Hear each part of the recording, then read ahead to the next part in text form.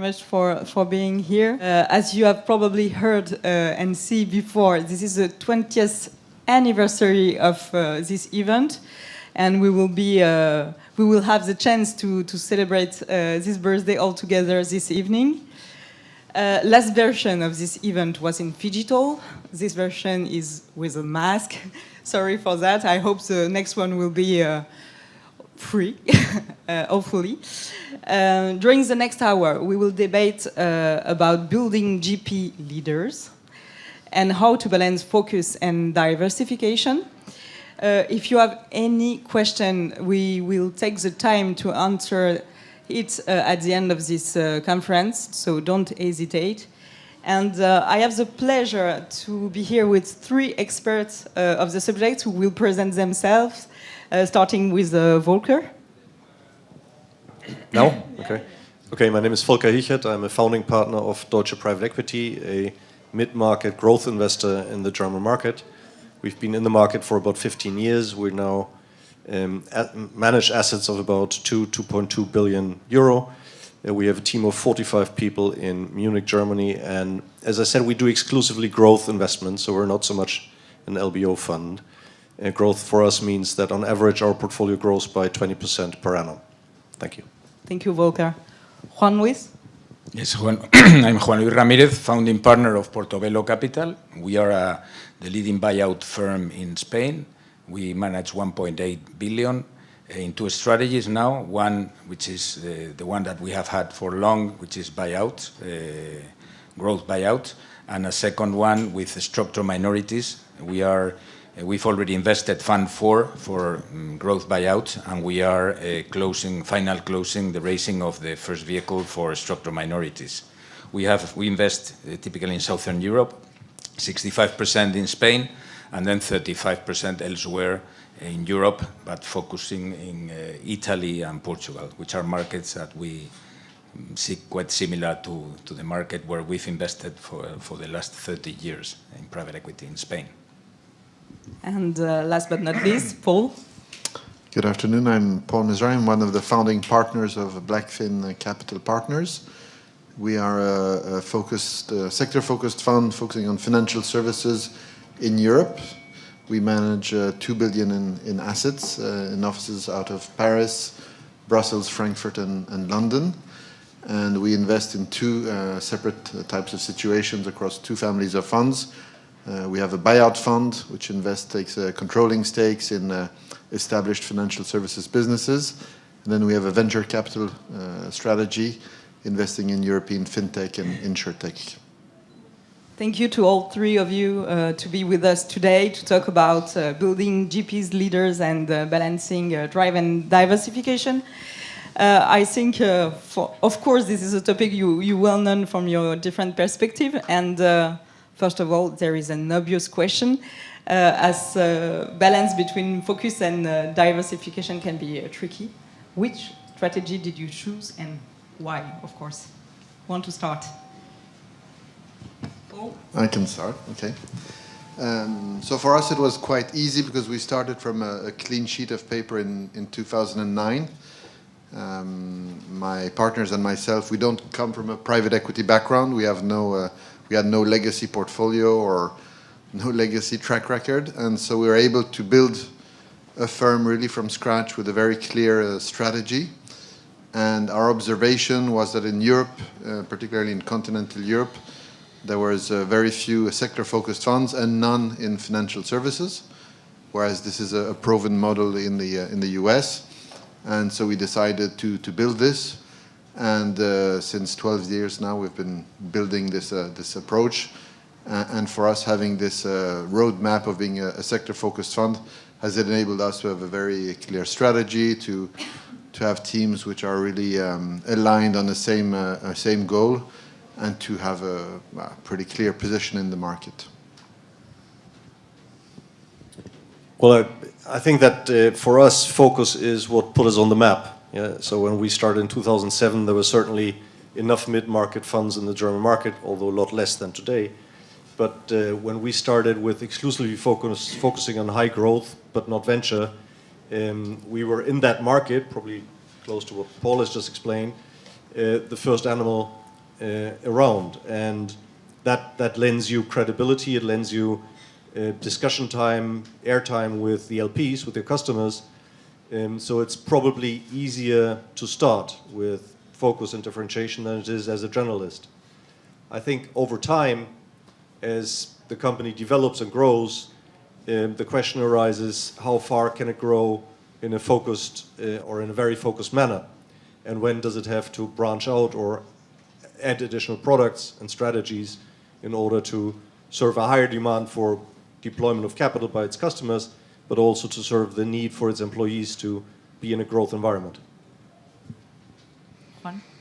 We have a different story. We were one of the pioneers in private equity in Spain through a captive vehicle that was founded by UBS, at that time Swiss Bank Corporation, together with some entrepreneurs in Spain and Portugal, being very opportunistic and doing all kinds of deals in private equity, controlling stakes, minorities, small, big. Since 2005, we convinced them that we should stick to what we did best, which was controlling stakes in buyouts. So we were very strict, and we started raising capital by then. Since 2010, we are fully independent, founding partners, and we have continued sticking to that strategy mainly in Spain or Iberian Peninsula, on the upper part of the middle market, which in our case is companies that with EBITDAs in between 10 and 50 million EBITDA, which is the point in which we've done all kind of sectors, but financial services and real estate. We did well with Fund 2, Fund 3, Fund 4, and some years ago we started to feel that we were missing some opportunities of this kind of entrepreneurs that were convinced on the kind of help that we could provide, but they were not fully convinced to sell. So easy for us to offer them a minority with a big structuring, of course, normally with a downside protection and all kind of rights, and these kind of entrepreneurs that are willing to sell together with us. So it's not the time for them to sell now, for whatever reasons, but they are convinced to sell together 100% of the company once we've achieved all the strategy that we've agreed together.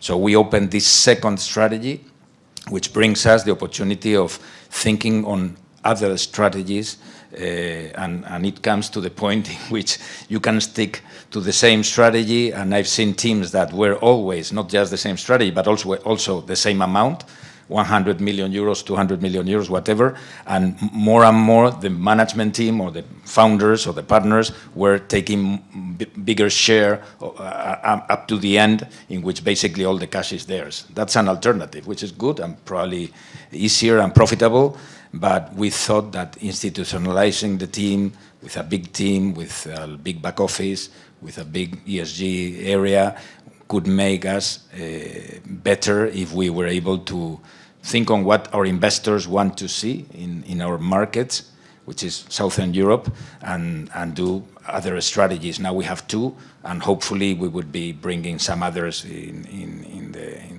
the coming future. I think the institutionalization that Juan just mentioned is a very important point. I think these owner-manager-led, relatively small companies like private equity companies have to, at a certain point in their development, have to make that decision. Do they want to be sort of the coffee table affair of 1, 2, or 3 people, or do they want to become a meaningful institution in their markets? Now, if they take the latter path, then I think it is, as I said before, it is necessary to provide room for growth, because only growth gives you access to the best capital, to the best human capital in your markets. At least that's the way the German market has developed. There are a number of former competitors who've basically either gone completely stale or stagnant or out of the market in Germany because they've missed that fork in the road and have sort of stayed as a 1, 2, or 3-man show with a couple of associates around it. So, and then if you think about institutionalization and about growth, I think you need to ask yourself the question, how far does your very pinpointed strategy take you in terms of growth? So if you're strategy focused in terms of either sector and geography, or sector and geography and phase of company, or you add the size to that, then you're sort of in 4 dimensions, you're focused. and then you will see a growth barrier sooner or later. And I think then you need to think about which growth barrier do I remove? Where do I remove the obstacle to further growth? Is it going to be geography? Is it going to be strategy? Is it going to be sector? Or is it going to be size of investment? And that's things that we think about very hard, and where we now, with about 2.5 billion assets under management and the latest fund being $1 billion, we think that exclusively focusing on mid-market growth in the DACH region will not provide enough room for growth for us and for our team. So we need to make decisions. Paul, do you share this opinion? Yeah, we have very similar thoughts, actually, and same kind of size and exactly the same kind of problem, probably same kind of size of teams as well. For us, we are my partners and myself. We're entrepreneurs. We built a company before building an investment platform, and so having an environment for our teams where we are growing is absolutely key. And I fully agree with Volker. And we have been doing this on several directions. So the one area where we're not diversifying is the sector. We are really focused on our financial services, but we have been growing geographically. And for us today, to be able to have a fully pan-European approach, we're very active in the Benelux, we're very active in the DACH region now, starting to be active in Scandinavia. Haven't cracked Spain quite yet, but working on it. Is actually something which is key. First of all, to attract human capital, because I think the best talent today, they want to be in an international environment. It has a lot of value, and it's very interesting for them. It's also, from a strategy point of view, essential. At least in our sector, we have seen that there are very big price differences, valuation differences in one market compared to the other. And so although our home market is France, it's actually very deep market for our strategy in financial services, but it's also an expensive market at the moment. And so for us, having been able to diversify into these other regions I mentioned, has provided critical opportunities to be able to buy businesses at reasonable multiples. So the geographical dimension has been absolutely key for us, on top of the pure size of the firm, I would say. To continue to go deeper in the subject, how do you balance drive and diversification? Well, I think that it's very important what my colleagues have said. People want, you need to offer growth in your company. If you don't grow, at the end, it's like a coffee table, as you said, Volker. I absolutely agree. People need challenges. We tend to hire people, very good people, obviously the best people, which is one of the secrets of going well in this market, in this sector. And those guys need a full career path, and they know that they are going to be on a growth organization, which means that you need to think on growth levers, no? Geographic, of course. Otherwise, you stick with the same amount. If you stick with the same kind of companies, which is easier. I think that if you've selected middle market companies on that range that I said before, it's easier to grow the fund size if you're able to do the same in other countries. Because at the end, in Spain, which was our origin, there is a limit of companies. But you find similar kind of entrepreneurs elsewhere in the Southern Europe, mainly for us, Italy and Portugal. France could be another option, but the problem is that France is quite competitive, so hardly we would be able to add anything there. There are more buyout teams starting with A in France than in the full of the markets that we address. No? So, but you need to offer growth, and it's the way in which people and then to being a bit controversial, we've heard from LPs different things. No? LPs probably would tell you at the beginning that they prefer to stick to your strategy, to stick to your size, to stick to your market. But on the other hand, they first want to invest more if you've done well. And now you see how easy the big guys that have different strategies, different countries, different funds, how easy for them is to fundraise. In 1 week, they have 10 billion. So at the end, they prefer a very institutional firm with different strategies, with lots of people, with the best talent there. And I think that growth is the only thing that offers that. No? Intelligent growth, of course, not doing silly things or doing things that you've never done. But if you stick to a good strategy, well thought in the markets where you do and with the resources that you have, I think that growth is you need to grow to survive.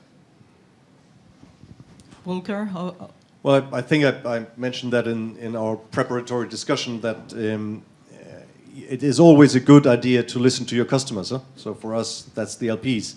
But it's not necessarily a super idea to slavishly do what they advise you to do. And the example I used was when in 1901 you went to transport companies in Germany and asked them what you should supply them, the answer would have been more and better horses, yeah? And not necessarily automobiles. But that was the way that eventually the markets went. So I think you need to keep an independent mind, and while listening to the demands of your customers, sometimes you also need to prepare them an offer that maybe they haven't thought about until then, or not thought about in conjunction with you as an organization. And I think that we've done one diversification in the past, which was because both my founding partner Mark Thierry and I myself are basically IT idiots. We've said from the start that we won't invest in anything we don't understand, so per se we couldn't invest in IT. And we did that for about 8 or 9 years, and then we said, look, just because the two of us are idiots, it doesn't mean that the majority of people are idiots, or that you can actually get by as a growth company by taking that stance and just saying, because I have my personal limitations, the company needs to mirror those limitations. So we diversified into IT, software and services, and nowadays, 5 years later, that's about 35-40% of our activity. So clearly, that was a wise move. And we did that by hiring the appropriate people. It's tad more difficult because without having your own knowledge in that sector, it's a bit more difficult to hire those people. But I think at the end of the day, we just got lucky and we hired a really nice team. It's doing great work, and the LPs today are very, very happy with that. Had we asked them 6-7 years ago, should we do a drive in IT, I'm not sure what the answer would have been. Now, similarly, when we now branch out in that's not taking a decision, we branch out in a new geography, I think it's a fair bet that the majority of the LPs will ask us, why do you need to do that? Why don't you stay in Germany? You've done so well there, why don't you stick to your guns?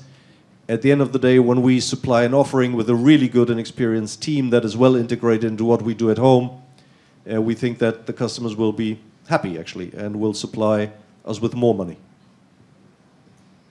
Maybe just to react on that, we had a very similar process a few years ago. We started building our firm based on a buyout strategy, so taking the controlling stakes in financial services companies. And after a few years, we worked on a project to become a meaningful investor in fintech and insurtech, so going into the venture space. This is a trend which is really affecting our industry very heavily, and we saw opportunities, and my partners and myself have been entrepreneurs in that space, so it was a natural move for us, but we were expecting a significant pushback from our LPs. We were expecting that we should stick to our strategy and that we should not diversify, and we had prepared a lot of arguments to explain why we were doing this, and in fact we were quite surprised, because when we went out to our LPs to announce this new product and this new strategy, in fact they were extremely favorable, and they gave us a great support, and many of those LPs very quickly came into the new fund, the new strategy, and supported us. So I agree with Volker, but sometimes I think if you have something that makes sense, I think you will overall get support from the LPs, because they invest in people, and so, to some extent, I think they have trust that you can get good ideas. So I think in the end, diversification is when it really makes sense. I think it really adds a lot of value to a firm, to the ability to attract the best talent, to the ability to scale, etc. So I think it's a key part of building a strong, independent asset manager. Perhaps just to say another item which is quite fashionable now, and for what diversification is needed, we are seeing lots of IPOs on GPs going public. I read yesterday or the day before that Ardian also takes that path, no? After Bridgepoint and all Hamilton Lane, all these big guys. And for that, definitely you need diversification. And once you are quoted, of course, all kinds of value, succession, all that is much easier. So I don't know what would happen and what will LPs think on that trend, because it's not just that going IPO'd, going public on these firms, but also there are funds that invest in GPs, which really is a very good investment, and probably is the transition until that GP has grown and go public. So I think that this is another trend that comes from diversification to make it possible, because avoid, well, diversified risks, of course. We are here to build GB's leaders, of course. So what are the secrets to be a successful GP leader? Other secrets? Probably the main one is the one that my colleague said, which is having the best people. Probably the best people and able to stick to a strategy that, knowing your markets, we've decided to stick to it. That's probably the main thing, no, for succeeding. Then you need to be a bit lucky, of course. Luck affects. That actually helps a lot, I'd say. We've seen in the last 24 months things that normally happen each 200 years. So you need to be a bit lucky on that. But I think that good people is able to maneuver on whatever happens. And for getting good people, you need to offer challenges. You need to offer size, diversification, and growth. I've once read, and I don't know whether this is true, but I'm in Paris, so I'll venture this. You can hang me later if it's not true, Paul. But I've read that Napoleon actually said, I don't care whether my generals are good or bad, I just want them lucky. And I think that explains at least a little bit about private equity success. I think the industry is full of energetic and well-educated and intelligent people. And at the end of the day, I think most people that I've talked to in sort of my bracket of age look back at their career and say, yes, well, maybe I was well educated and maybe I'm not the dumbest in my class, but I've had a lot of luck. So I think that helps. Among luck, Paul, do you have another advice? No, I was just thinking about your question and regarding size. It strikes me that our three firms are about the same, in the 2 billion range of assets under management, which what we have experienced at Blackfin is that this is kind of the size where you kind of change category. You start to access different LPs in a broader range of geographies.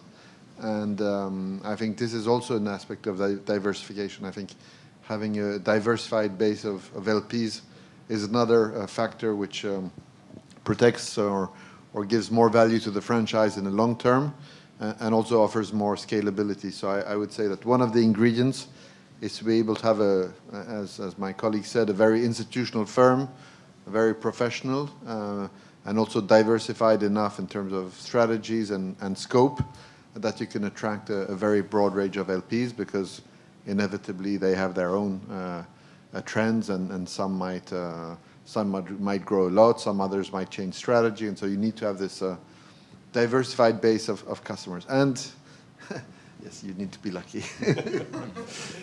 I think maybe we can add one other aspect, because there's obviously, or at least in my mind, diversification is not something that's valuable per se. It is a means of reaching growth targets and of keeping or of building a company that is a meaningful company in a hopefully relatively large market.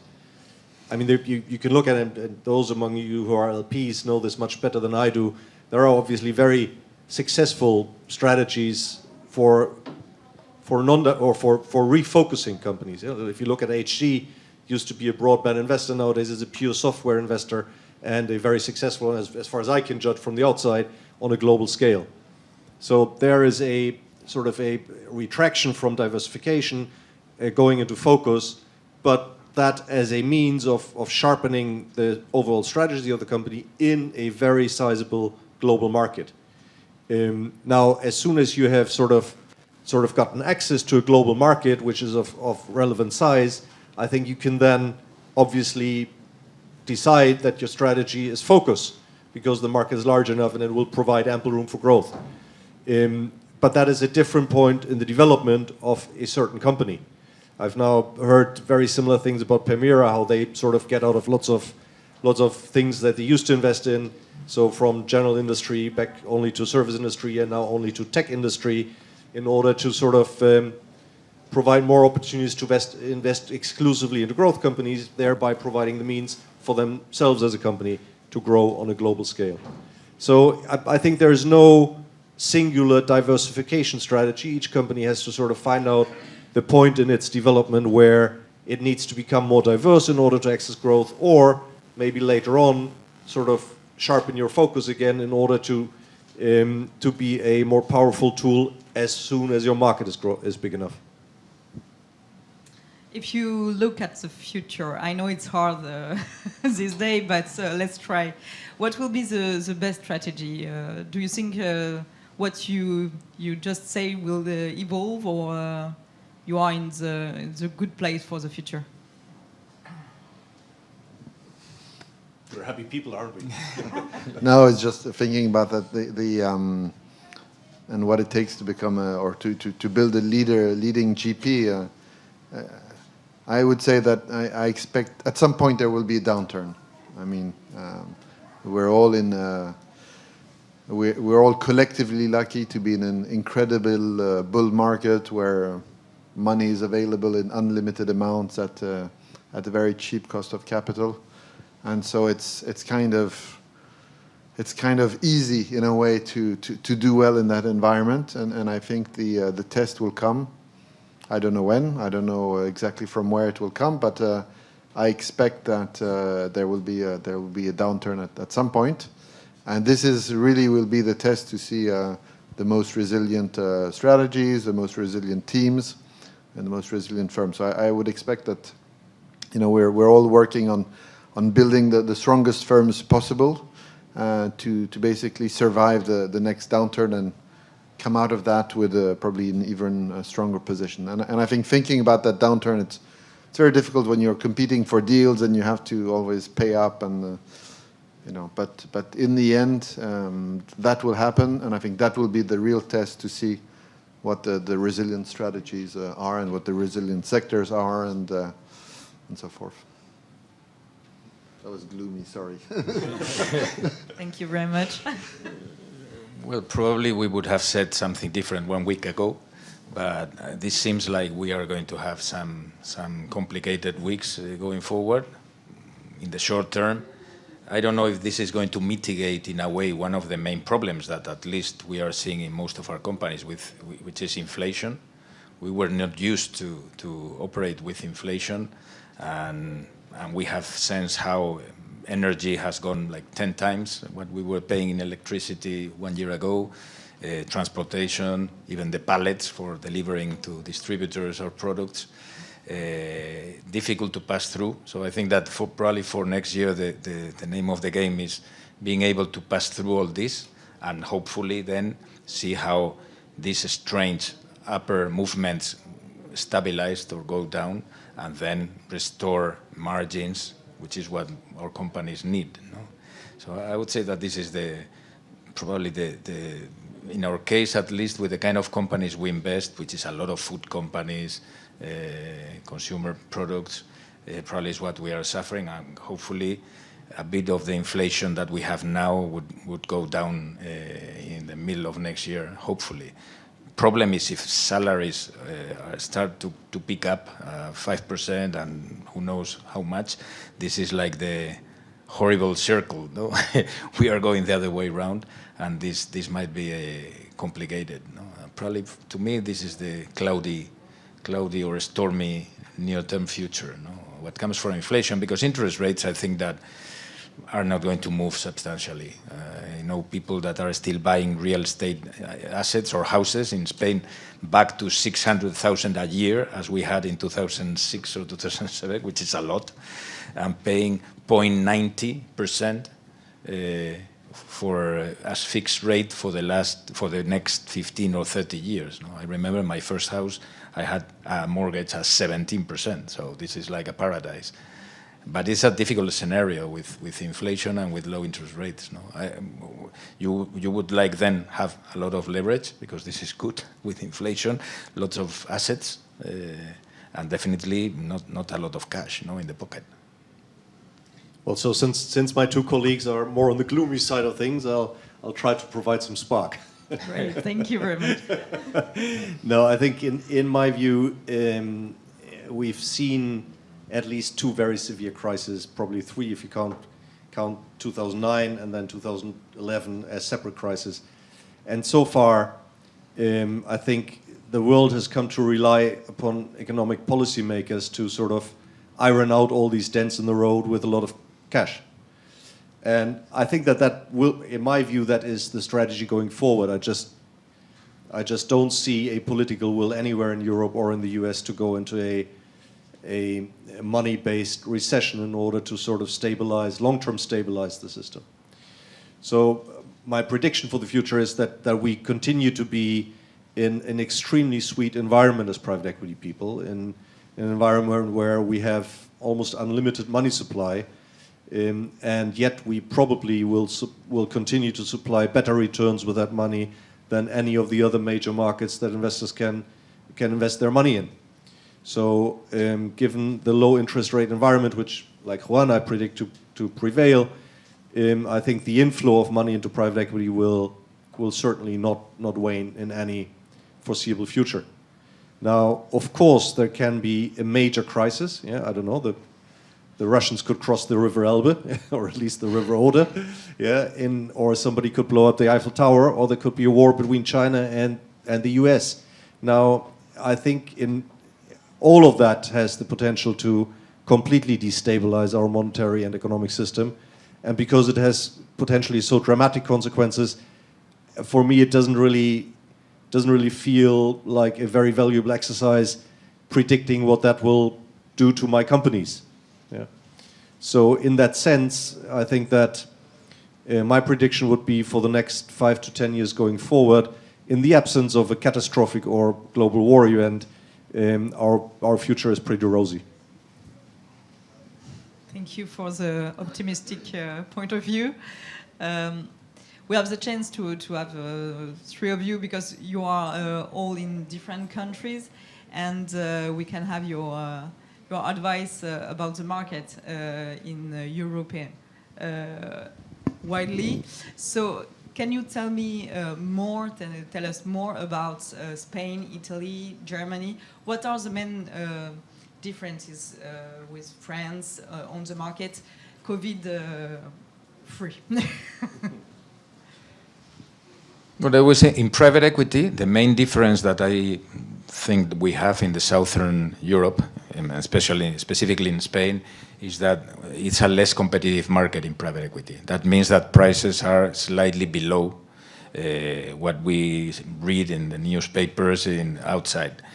We have a lot of family-owned companies still. So 65% of our GDP is small and medium-sized enterprises, normally family-owned, with a lot of work to do. So hidden jewels in the provinces, which is what we focus in. 90% of our deals are primary, so the first time that a family allows a shareholder, until now on a controlling basis from our funds, but now also on a structured minorities approach. With lots of things to do. It's a very fragmented market. In Germany, small and medium-sized enterprises are 250 people, while in Spain it's 50. So it's a fifth of that, which means that if you select the leading company in the niche or in the sector, the good platform, the good management team, you reinforce it, you are able to buy the second, the third, and once you get the dimension, you are able to compete with the German companies and elsewhere, so you go international. And that brings a lot of value. No? not just the buy and build, but also the internationalization of the companies, and putting our task is putting those companies, those hidden jewels in the radar for bringing in 5 years' time a trade buyer or a bigger fund that know that in Portobello there is good for fishing. This not just people, that also happens, but good companies. And this is mainly in Spain. Italy is pretty much the same. Lots of the companies are already very much internationalized. So we've bought 2 companies last year which are selling abroad 90% of the production, which is very good and very diversified. And Portugal, also it's a lack of competitors, so there are very few teams chasing for deals in a very good market with lots of family-owned companies, also very fragmented. So I would say that this is the main difference in Spain, which means that it's quite attractive for investors, no, for private equity. Another figure that we like to follow is the dry powder that we have in Spain. We had in 2007 we had 6 billion, and we are now running at 4 billion, while the world has almost tripled the total dry powder in private equity. So this again reinforces the idea of having less competitive markets. It's true that we have branches of the international big boys or medium-sized boys chasing the deals, but for them it's not that easy to get to the families in the provinces of people that perhaps do not know how to treat this. They don't speak the language even, English or French or whatever. So again, a very good opportunity for us to put them on the map and then sell to the guys, later. Walker? I think that Germany is a very different market from Spain, and it's obviously much bigger in terms of economic activity. There is different sizes of companies, as Juan just explained.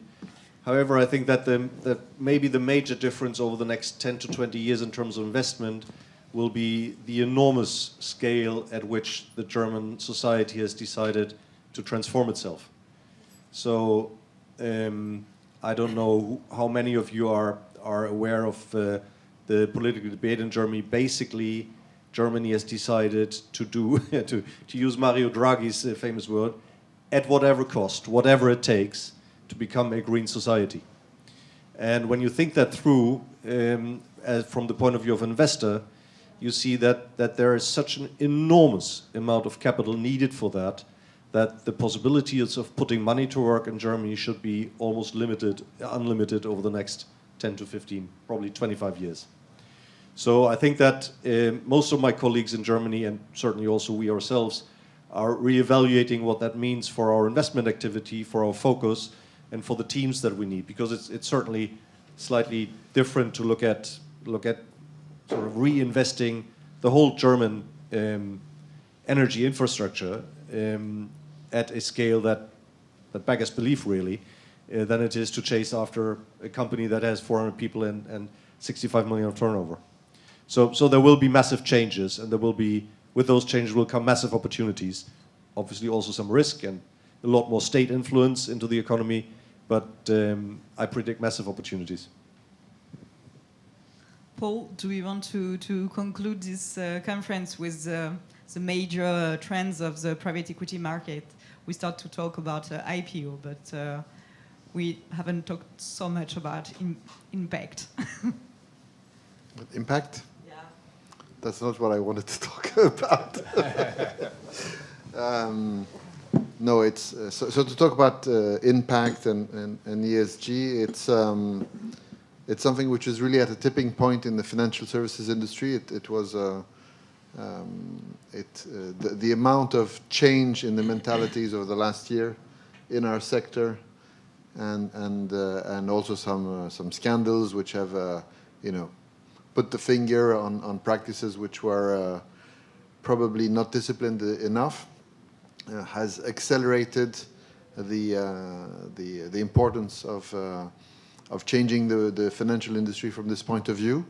And we see it. We have a number of our investments in our venture fund, which are very much geared towards responsible investing, ESG, monitoring. There are a lot of themes around this, and the growth rates in those businesses is immense. So I see really a very interesting tipping point on that topic, and I think our financial industry, our banking industry, has suddenly, moved away from doing glossy reports to really embracing this as a key part of the business and of engaging with clients and building the strategy in the future. So that has been a big accelerator indeed.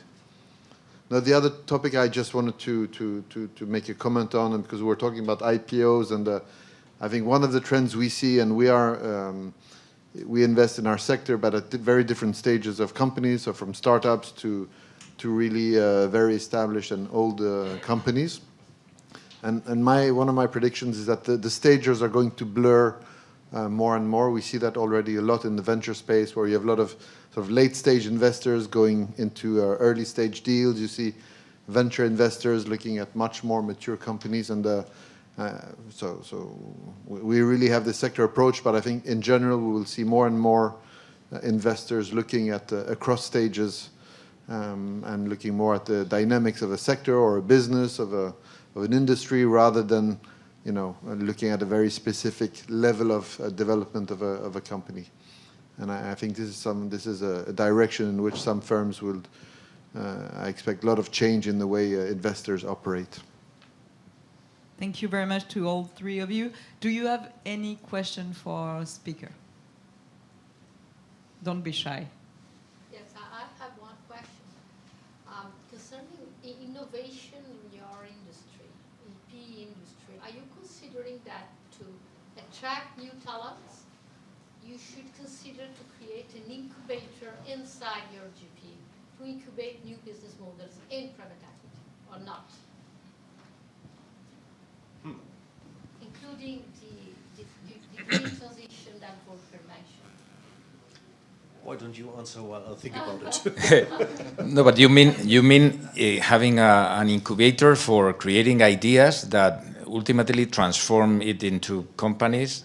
No. Or An incubator means that PE industry, since the last, I would say, 50 years, is using always the same model. So in the PE space, you have a very little innovation in terms of business model and in terms of how you organize your business. So I'm saying that if you have incubators for companies, are you considering that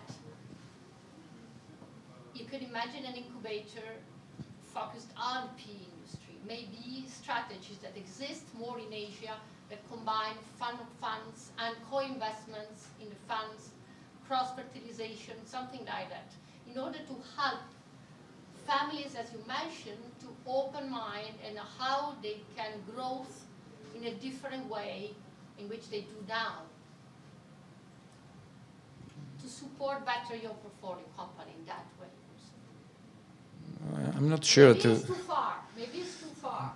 But we speak a lot of innovation in tech, but we don't speak about innovation in private equity and how you support companies. What opportunity you propose to your company to growth? I mean, I'd probably say there is limited innovation in private equity, in the sense that the ways you can invest money and that you can attract money in order to deploy it in various ways, that is a lot more diverse, at least as far as I can see the market, than it was 20 years ago. And I started about 20 years ago in private equity. So just one recent example is ESG funds. Yeah, obviously a super hype in the industry. I would probably venture so far as to classify this under innovation, although it's probably not something similar to relativity theory or to inventing the light bulb. Yeah, it's certainly much more gradual in proposing to investors that you can invest your money into something that is not exclusively driven by risk and return, but where you have a different criterion for how the money is employed. I'd also say that the recent flurry of money into GP-led transactions, so continuation funds, is an innovation, and that might even be an innovation that is a lot more meaningful in terms of its outcome for the industry as a whole. because it allows investors or GPs such as us to provide a longer lifeline for the companies that they sort of nourish or help or maybe only look at while they evolve, yeah, depending upon the strategy. But there is now the opportunity to sort of hold on to your maybe most prized or most attractive or highest potential assets for a lot longer time without alienating anybody. Yeah, you do so for the LPs at a lower fee base. You do so for yourself with, admittedly, additional fees and additional carry interest potential, and you do so for the companies with less disruption that every sales process brings with it and every new owner brings with it. So it seems to be a pretty much win-win-win situation, and for me that is a true innovation. Now, and one that can actually transform the industry in that sense that maybe if you look at the industry a couple of years from now, there will be a lot less secondary transactions in the market because people don't sell to their competitors anymore. They say, well, why should I sell a really nice asset to my competitor when I can release the carry and get additional funds and sort of help this asset along for the next 5 years? Yeah, it doesn't really make sense. I think that can actually reshape the market to a degree. Now, on your specific question on whether we would sort of employ an incubator within our fund in order to do strategy innovations, I would probably say, and you see with my hesitation that I haven't really spent a lot of thought on this, not before the last 5 minutes at least, I'll probably say that the partner group would see strategy development as their own sort of work to do, yeah, as being on our plate. And we meet for strategy development between once or twice a year, and having somebody or a group of people within our organization that tries to reshape our own business model, my first reaction is it's a bit far-fetched. One of the main innovations that we have had is liquidity. No? So we've brought liquidity to the asset class, which is fantastic. No? You don't need to stick 10 years. It's true that the price could vary, but hopefully that liquidity could be even better. No? If we start seeing listed vehicles where more people can invest, which is something that I think that is going to come. No? And hopefully, which would be a desire for the guys for the people that have been traveling around raising capital, if we find a way in which we can raise capital almost on the screen. No? So you open, like in a listed company, a capital increase, and you have that done in a week. No? That would be fantastic, and it's going to come, I'm sure. That would be a massive innovation. That would be fantastic. Thank you for your question. Thank you very much to all three of you. Thank you for your attention.